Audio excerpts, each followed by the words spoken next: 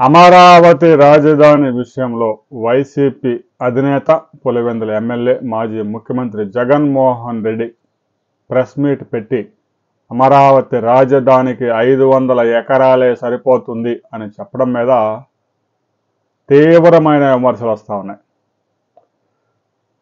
విశాఖపట్నం రుషికొండ మొత్తాన్ని 52 ఎకరాలు గుండుగొరికి ప్యాలెస్ నిర్మించుకున్న ఈ మహానుభావుడు బెంగళూరులో 75 ఎకరాల్లో యలహంకలో ప్యాలెస్ నిర్మించుకున్న ఈ వ్యక్తి, తాడేపల్లిలో 5 ఎకరాల్లో ప్యాలెస్ నిర్మించుకున్న ఈ మహానుభావుడు, ఇక కోల్కతా, చెన్నై, బాంబేలో ఖరీదైన నివాసాలు కలిగిన ఈ వ్యక్తి రాజధానికి మాత్రం 500 ఎకరాలు సరిపోతుందంట. అతని ప్యాలెస్లు అన్నీ కలిపితే దాదాపు 150 ఎకరాలు. ఇక ఇడుపులపాయలో ఎస్టేటే 1250 ఎకరాలు.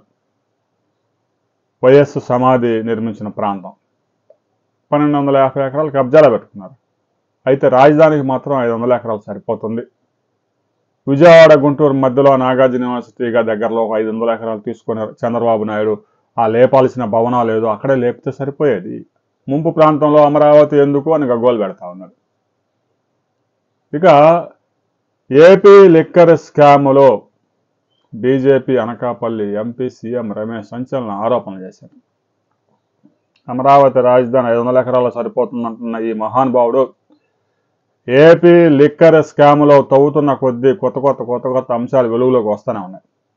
ఈ కేసుతో సంబంధం లేకపోయినా విచారణకి నన్ను గనక సిట్ అధికారులు పిలిస్తే సంచలన విషయాలు సాక్ష్యాధారాలతో సహా ఇస్తానని సీఎం రమేష్ చెప్పారు.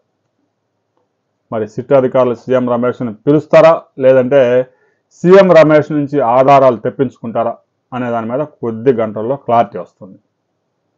లిక్కర్ స్కామ్లో వేల కోట్ల రూపాయలు వసూలు చేసి ఆ క్యాష్ని బంగారం రూపంలోకి మార్చి ఆ టన్నుల బంగారం దుబాయ్ పంపించి షెల్ కంపెనీల్లో పెట్టి దాన్ని మరలా బెంగళూరు రియల్ ఎస్టేట్లోకి, హైదరాబాద్ రియల్ ఎస్టేట్లోకి మరలించారు. తాజాగా మరొక కోణం కూడా వెలుగులోకి వచ్చింది. సైబర్ నేరగాళ్లు ఎలాగైతే జనాల దగ్గర నుంచి కొల్లగొట్టిన సొమ్మును మూల్స్ ఖాతాల్లోకి మళ్లించి, మూల నుండే ముసలాళ్ళ ఖాతాల్లోకి మళ్లించి వాళ్ళకు 100 రూపాయలు, 2 రూపాయల కమిషన్ ఇచ్చి లక్షలు దాంట్లో నుంచి డ్రా చేసి జంప్ అయిపోతారు. అలాగనే ఏపీ లిక్కర్ స్కామ్లో కూడా 100 కోట్ల రూపాయలు మూల్స్ ఖాతాల్లోకి మళ్లించి ఆ ఖాతాల నుంచి డబ్బు మొత్తం డ్రా చేసుకొని షెల్ కంపెనీల్లోకి తరలించారు.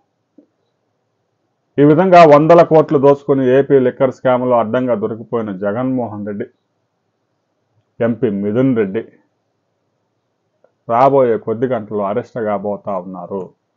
అయితే ఇప్పటికే ప్రధానమంత్రి నరేంద్ర మోదీని మంత్రి నారా లోకేష్ 2 గంటల పైగా కలిశారు, సమావేశమయ్యారు, రాష్ట్రంలో రాజకీయ అంశాలను చర్చించారు. ఇక తాజాగా ముఖ్యమంత్రి చంద్రబాబు నాయుడు, కేంద్ర హోంమంత్రి అమిత్ షాను కూడా మీట్ అయ్యారు. అయితే రాష్ట్రంలో జరుగుతున్న రాజకీయ చర్చ కేంద్రానికి జగన్మోహన్ రెడ్డి అరెస్టు వ్యవహారాన్ని ఈ ముఖ్య నేతలు ఇద్దరు తీసుకువెళ్ళి ఉంటారు. అయితే కేంద్రం ఏం సమాధానం చెప్తుంది? జగన్మోహన్ రెడ్డిని అరెస్ట్ చేసుకోండి, జైల్లో పెట్టుకోండి అని సమాధానం చెప్పకపోవచ్చు. అరెస్టు విషయాన్ని అయితే కేంద్రం దృష్టికి తీసుకువెళ్ళారు. ఆచితూచి వ్యవహరించండి, సరైన ఆధారాలు ఉంటే చట్టం ప్రకారం చర్యలు తీసుకోవాల్సిందే అని ప్రధానమంత్రిని చెప్పినట్టుగా వార్తలు వస్తూ ఉంది. అంతేగాని జగన్మోహన్ రెడ్డిని జైల్లో పెట్టండి కానీ అలా కేంద్ర బీజేపీ కూడా చెప్పే అవకాశం లేదు. ఇక జగన్మోహన్ రెడ్డిని అరెస్ట్ చేయడానికి కేంద్ర అనుమతి తీసుకోవాల్సిన అవసరం కూడా రాష్ట్రానికి లేదు. గతంలో కరుణానిధిని అరెస్ట్ చేసినప్పుడు జయలలిత కేంద్ర అనుమతి తీసుకోలేదు. ముఖ్య నేతలందరినీ కేజ్రీవాల్ని అరెస్ట్ చేసినప్పుడు ఎవరు అనుమతి తీసుకోలేదు, లెఫ్టినెంట్ గవర్నర్ అనుమతి కూడా. అలాగా కేసులుంటే చట్టం దృష్టిలో ఎవరైనా సమానులే కాబట్టి, ఏ పదవిలో ఉన్నా కూడా చట్టం దృష్టిలో అంతా సమానమే కాబట్టి అరెస్ట్ చేసుకోవచ్చు రాష్ట్ర ప్రభుత్వం. అయితే కేంద్ర అనుమతి తీసుకుందా, మోదీ అనుమతి తీసుకుందా, అమిత్ షా అనుమతి తీసుకుందా అంటే అనుమతి తీసుకోరు. అయితే అరెస్ట్ తప్పకపోవచ్చు అని సూచాయిగా చెప్పినట్టు తెలుస్తూ ఉంది. దానికి కేంద్రం కూడా గోడ మీద పిల్లిలాగానే వ్యవహరిస్తూ ఉంది. కేంద్ర ప్రభుత్వం 2019 నుంచి 2024 దాకా జగన్మోహన్ రెడ్డిని చూసి చూడనట్టు వదిలేయడంతోనే అనేక రంగాల్లో అవినీతి పేరుకుపోయి లక్షల కోట్ల రూపాయల దోపిడీ సాధ్యమైందనేది ప్రతి వ్యక్తికి తెలిసిన విషయం. లిక్కర్ స్కామే కాదు, ఇసుక కుంభకోణమే కాదు, పేదవారి పేరుతో 1 సెంటు భూమి పేరుతో 7,000 కోట్ల రూపాయలు దోచేశారు. ఇక మట్టి కొండలు కూడా పర్యావరణ అనుమతులు ఉల్లంఘించి కేంద్ర గ్రీన్ ట్రిబ్యునల్ హెచ్చరించినా కూడా పట్టించుకోకుండా కొండలే మాయం చేశారు. మరి ఇంత చేయగలిగారంటే 2019 నుంచి 2024 దాకా కేంద్ర ప్రభుత్వ మద్దతు స్పష్టంగా ఉంది. ఆ తర్వాత కూడా కొనసాగుతూ ఉంది ఇప్పటికి కూడా. అందుకే బీజేపీతో దగ్గర కావడానికి వైసీపీ ప్రయత్నాలు చేస్తూ ఉంది.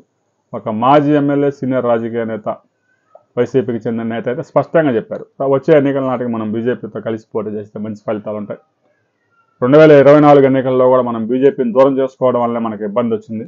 వచ్చే ఎన్నికల నాటికైనా మనం బీజేపీతో కలిసి పోటీ చేద్దాం అని జగన్మోహన్ రెడ్డి సలహా ఇచ్చాడు.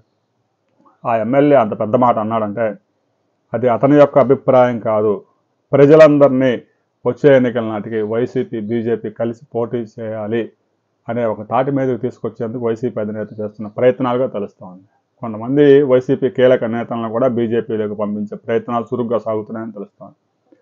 రాబోయే కొద్ది రోజుల్లో ఏపీ లిక్కర్ స్కామ్లో ముఖ్యమైన 2 వ్యక్తులు అరెస్ట్ కాబోతూ ఉన్నారు. ఇక అమరావతి రాజధాని విషయంలో కూడా రాబోయే 15-16 రోజుల్లో పార్లమెంట్ సమావేశం కాగానే నోటిఫై చేయబోతూ ఉన్నారు.